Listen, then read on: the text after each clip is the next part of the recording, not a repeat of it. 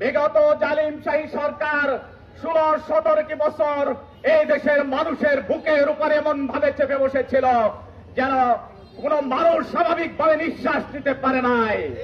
আমাদের দেশের ছাত্র, যুবক, তরুণ, খেটে খাওয়া মানুষ থেকে শুরু করে সকল শ্রেণী পেশার মানুষ রাস্তায় নেমে এসেছিল এই জালিমের হাত থেকে জাতিকে রক্ষা করার জন্য। যার কারণে আমরা দেখি আবু সাইদ, মুগ্ধের মতন যুবক এবং তরুণেরা তাদের টকবগে রক্তকে এই পিচঢালা রাস্তায় তারা ঢেলে দিয়েছে।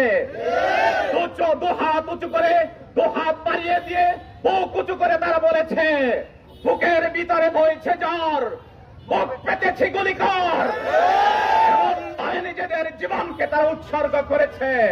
প্রাণপ্রিয় ভাইরা, আজকে 1 বছরের মাথায় আমরা যে ঐক্যবদ্ধভাবে আন্দোলন করেছিল বাংলাদেশের সকল শ্রেণী পেশার মানুষ এবং গণতন্ত্রকামী সকল রাজনৈতিক দলের নেতাকর্মীরা, আজকে আমরা এই সময়ের 1 বছরের ব্যবধানে আমরা দেখছি আমাদের মধ্যে পরস্পরের মধ্যে বিদ্বেষ ছড়ানোর সেই সুর যেন আমাদের মাঝে আমরা শুনি। কেউ কেউ এখন বলেন সেই পুরাতন সেই স্লোগান নিয়ে তা আসেন, সেই রাজাকারের স্লোগানে এখনো কোন রাজনৈতিক দলের নেতা কর্মীদের মুখে শোনা যায় যে রাজাকারের স্লোগানে জালিম হাসিনা এই দেশ থেকে পালিয়েছে।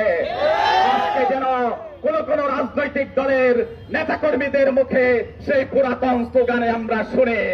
তারা কথায় কথায় বলেন তারা এই বাংলাদেশ থেকে ছেড়ে যাওয়ার জন্য, কিন্তু পাল্টা স্লোগানও শুরু হয়েছে। কথায় কথায় বাংলা হবে কেন আমাদেরকে এই দ্বিধা বিভক্তির স্লোগান আমরা শুনবো? আমরা সেই কথা শুনতে চাই না। তারপরেও যদি ইতিহাস গাঁথতে চান, আপনারা দেখেন বিগত জালিম সরকার রাজাকারদের তালিকা করেছিলেন। 10,000 রাজাকারের তালিকার মধ্যে প্রথম সারিতে ছিল বিগত আওয়ামী লীগ সরকার। রাজাকারের তালিকায় 8,000 রাজাকার আওয়ামী লীগের মধ্যে ছিল। 2,000-এর উপরে রাজাকারের তালিকা বিএনপির মধ্যে ছিল। জামাত ইসলামের মধ্যে মাত্র 37 জনের নাম রাজাকারের তালিকায় তারা তালিকাভুক্ত করেছিল।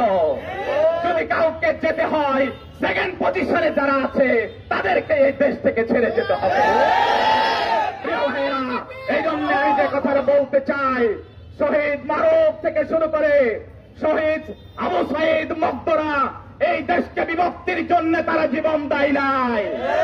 তারা জীবন দিয়েছে এদেশের মানুষকে মুক্ত করার জন্য, এদেশের মানুষের বৈষম্য থেকে মুক্ত করার জন্য।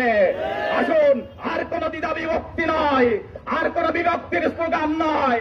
যারা আজকে বিভিন্ন বিভক্তির স্লোগান দেন, তাদের এই কথা মনে রাখতে হবে, 24-এ স্বৈরাচার ফ্যাসিবাদ বিতাড়িত হয়েছে, 26-এ সাদাবাদ বিতাড়িত হবে।